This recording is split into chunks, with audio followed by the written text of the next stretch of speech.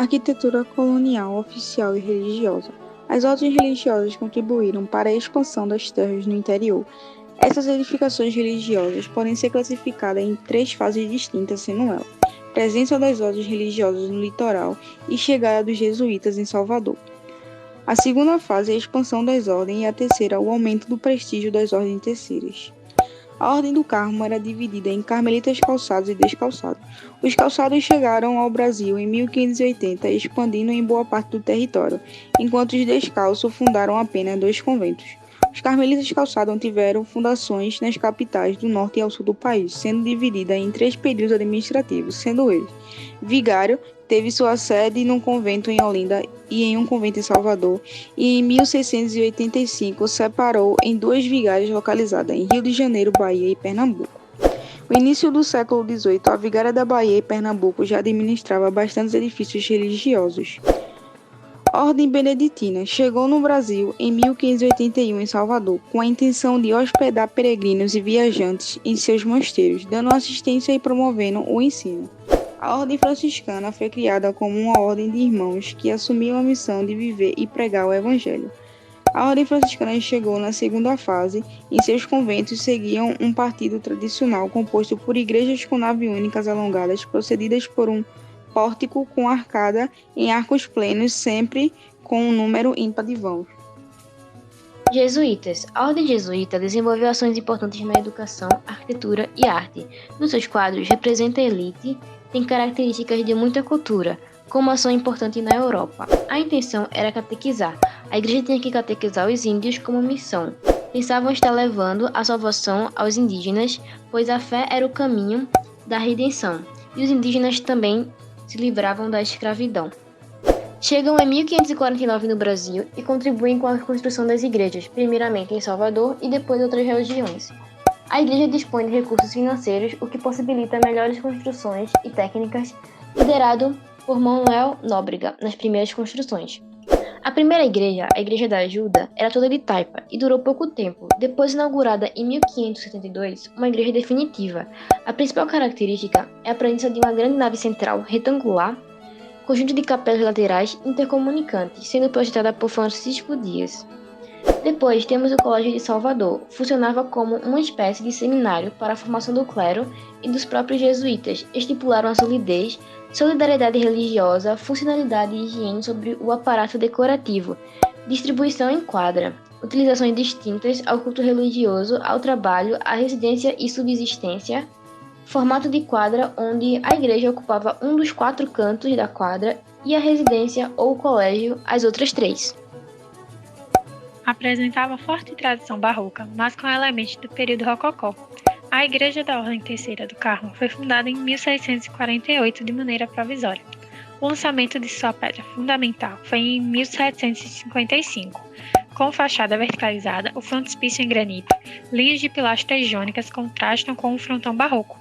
A decoração interior tem seu ponto alto na talha, que sofreu intervenção de 3 artistas. Não é resultado de um estilo arquitetônico, e sim de uma arquitetura definida em si e por si, sem procedimentos fixos. A Igreja Monteiro de São Bento é um projeto de Francisco Frias em 1620, sendo modificada em 1670 por Frei Fernando, com fachada simplória caracterizada pela justa posição de formas geométricas, sendo realçadas por bordas de pedra talhada. O interior é rico de detalhes, sendo considerado um dos melhores exemplos da arquitetura barroca brasileira. Destacavam-se das demais devido às técnicas empregadas. O complexo era geralmente iniciado pelo local de moradia dos frades.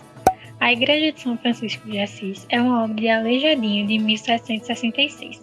Possui 2 torres cilíndricas recuadas que acentuam verticalidade. As pilastras da fachada tradicionais foram substituídas por colunas. Segundo Diogo da Silveira Veloso, em Arquitetura Militar ou Fortificação Moderna, abre aspas, fortificação ou arquitetura militar não é outra coisa senão a arte ou ciência que ensina a bem fortificar e defender toda sorte de praças contra a invasão dos inimigos. Fecha aspas. No caso das fortificações costeiras, o objetivo era bem claro: proteger o território de invasores estrangeiros. Logo, os muros, guaritas, seteiras e forças deveriam garantir a resistência e o ataque às forças inimigas. Com o descobrimento do Brasil, os portugueses procuraram construir edificações que garantissem a defesa das vilas e cidades litorâneas. Os arquitetos eram inicialmente militares e depois os padres jesuítas assumiram o papel de arquitetos. O primeiro forte em solo brasileiro, o Forte de Santiago, em Bertioga, São Paulo, começou com uma paliçada de madeira, tal como os castelos europeus da Alta Idade Média. Muros e paredes de alvenaria vieram depois. Óleo de baleia e ovos eram alguns dos materiais usados para dar liga e resistência às grossas paredes. Os fortes eram construídos em formatos quadrangulares ou poligonais, como estrelas.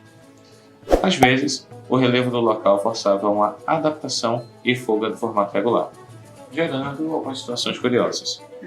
O Forte das Cinco Pontas, no Recife, por exemplo, tem, na verdade, 4 pontas. Intercorrências da construção. Quase todos os fortes ficam em terra firme, mas uma exceção deve ser apontada. O Forte de São Marcelo, na Baía de Todos os Santos, fica a cerca de 300 metros da praia e foi construído sobre um coral.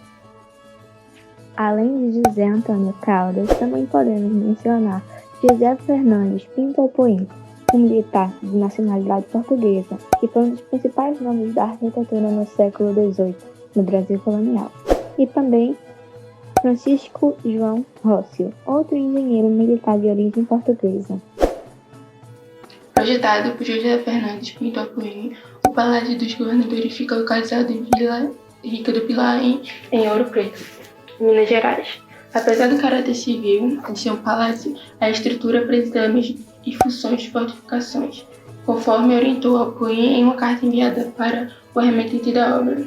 A parte estrutural só foi concluída em 1746, enquanto os acabamentos, como pintura de portas e janelas, só aconteceu em 1784. Mas depois, em 1781, passou a contar também com a capela de autoria de Manuel Francisco Araújo.